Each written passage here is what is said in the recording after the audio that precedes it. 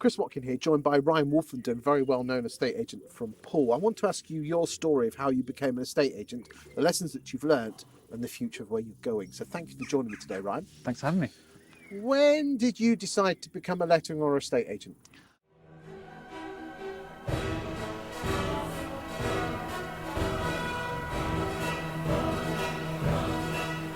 I was 19, 20.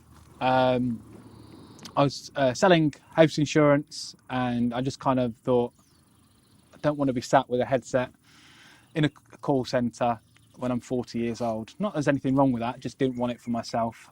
Took a pay cut to become a lettings negotiator. Okay, so you'd seen all the property programmes and thought that was for me. Yeah, Grand Designs and Kirsty Phil and Sarah Beanie and all that kind of stuff. And I just always had a thing about not just selling property, but just interior design. And I just had a thing for property, really. But I got into lettings. Although I took a pay cut to start it, there was a sales job going, which was less money than lettings. So I decided to go for lettings. So I was a bit of a mercenary still and went for a higher money. How did you get on in the lettings department? Really, really well, actually. So within 12 months, I was headhunted by the leading estate agent in the area, which was Southbourne, just the other side of Bournemouth, to set up a lettings department from scratch. Okay, so you were tempted by the coin? I wouldn't advise this, but I actually took the job without knowing what my package would be. The guy there, David Slade, owner Slade, and he just said, you need to show your commitment to us by giving your notice in to where you were. And I was like, but we haven't discussed anything. He's like, I promise you I will look after you. You need to trust me. That's interesting that you had to hand your notice in before you discussed salary. Yeah. I remember speaking to my mum and my girlfriend was now my wife, and they kind of both thought I was mad, but they had a good reputation. I trusted him, and it worked out. It's a clever way, isn't it? So you weren't going for the money, you were going for a more of a different way. Yeah, and the law of having an associate partnership, setting something up from scratch. So they tempted you with the fancy title? They didn't mention it, but I knew that was going to be on the table because of what had happened previously at the firm with other people. Okay. You know, they'd already given associate partnerships to other people, so I saw that as an opportunity to replicate that. Okay, so how did things go there? Again, really well. I think it was probably more timing than my own brilliance, if I'm honest with you. The market sort of imploded and lettings just went through the roof. So this was in 08, 09 round there? Yeah, and I managed to negotiate a package that was based on turnover as well. So, I felt like a Saudi prince at 21 years old earning so what I was earning. So you were raking it in like the proverbial gardener. And enjoying it. And I had such a great setup there with David and Jason, my other boss. They were really good. Just let me get on with it, really. Okay. So, chap in his early 20s, raking it in like a gardener after cutting the hedge. What changed then? I think as time went on, the business started to grow, and I was really enjoying it. Sadly, my wife's dad passed away 3 weeks before we got married. He'd always said to me, you should set up on your own. You know, you're working all these hours for... How old are you at this point? When you 24. 24? Yeah. Okay. So you work all these hours, Ryan. You know, you're a hard worker, but you're doing it for someone else. And there was the start to things, and it's horrible, really, because they were brilliant bosses. But because they never had any direct day-to-day involvement, you do start to think, I can see what I'm earning, but I can also see how much they're earning. And it is horrible because you start to sort of resent that.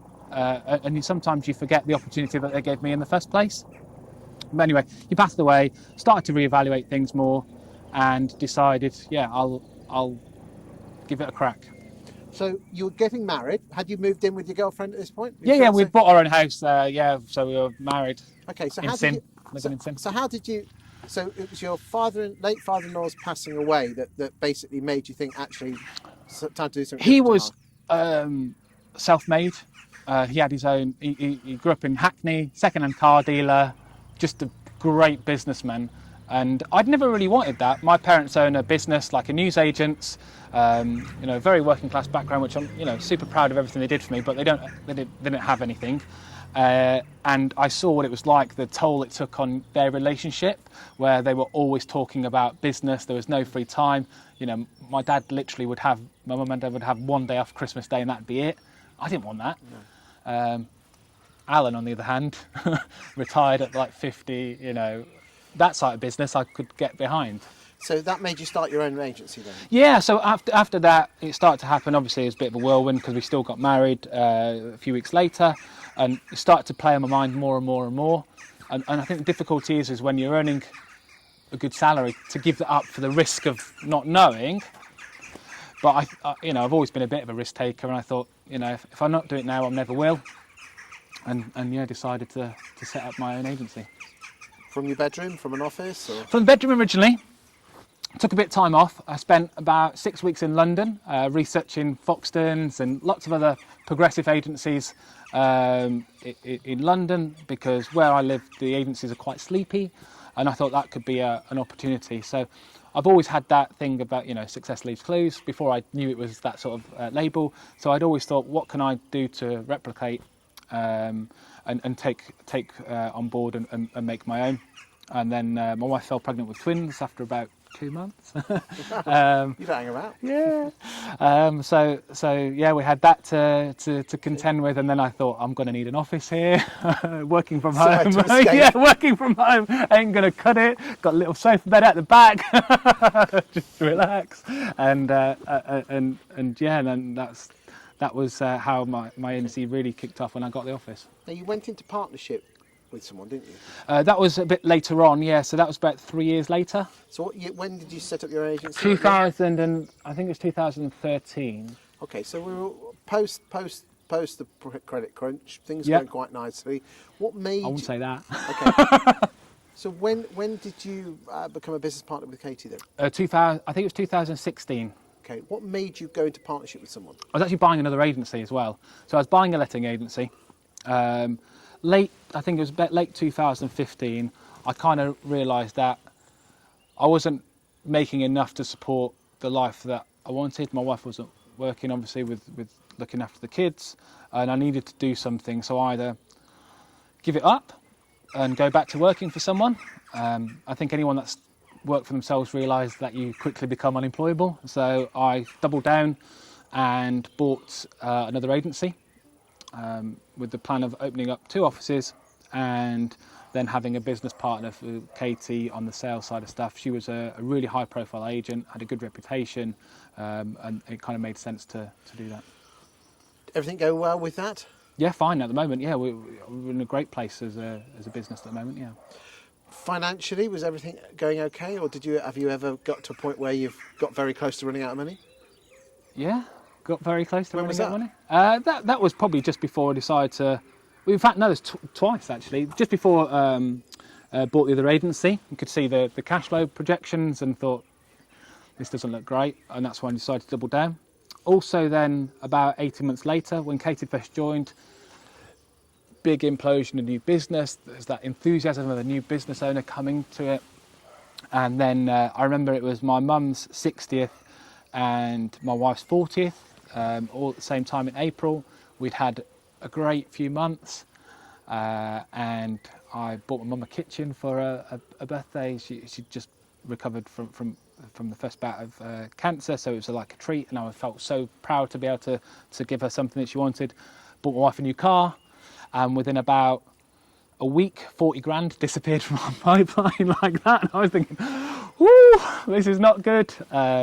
We were renting a big house to get our kids into a good catchment, and yeah, it was squeaky bum time. How did that make you feel? And more importantly, what did you learn from it?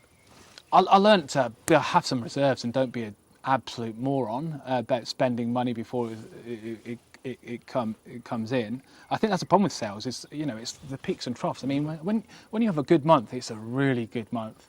And when it's a bad month, it's real bad. But I mean, at one stage, our overheads were about 43 grand a month, and we banked about 4 or 5 grand each month. So it was like 35 grand in the whole month after month after month, and yeah, it was stressful.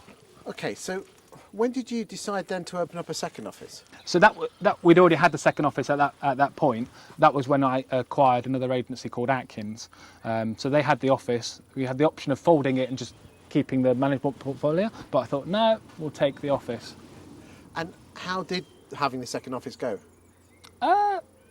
Okay, but I was spread too thin. Geographically, they were pretty close together, but actually, it was a bit of a faff with traffic. So it used to take like 35 minutes, although it was only a couple of miles away, 35 minutes to get there and back. So I just super unproductive. I expected what we were doing in the existing office we could just replicate, but realised you can't replicate what you don't have written down anyway. So we were actually result-wise not doing too bad, but it wasn't. Yeah, it wasn't a great place to work for or So in at the moment. what did you close that second branch down? Yeah, closed that second office down. We took on a bigger premise actually across so we could house the whole team from 2 offices into one. Decided to be one location and just all be there. We also shared a profit and loss with the team because I think they thought I was stressed. Clearly, that's not a great environment to work in when your boss is stressed. But I think that they didn't really have an understanding about why I was. So we decided to be an open book. Did a profit and loss. Yeah. I think I might have got that from JP actually. He's a big fan of that. Yeah, and I think it was amazing, literally like, overnight, how much it changed with the team. We had our sales progressor, who's a young girl, and I remember her saying, "Oh, we've done 10 grand this month," and I'm thinking, our overheads are 42.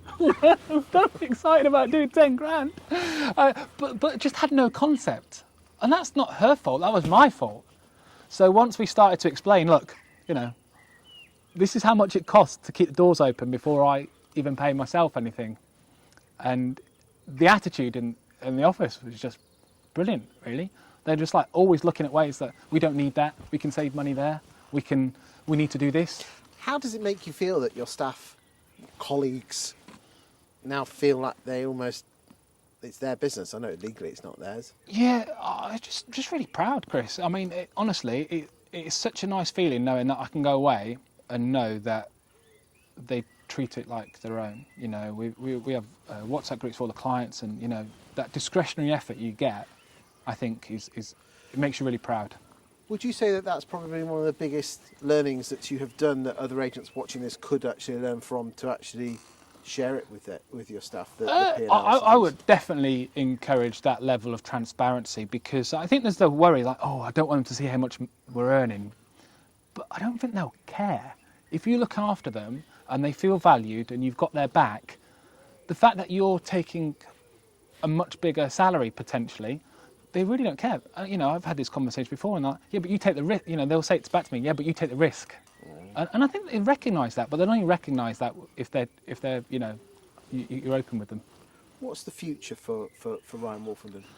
I just want to try and just get better, pretty much on every sort of facet of what we do. Is that sort of Kaizen mentality of continual improvement, and I think trying to go into new areas, set up a mortgage brokerage, want to do a property concierge.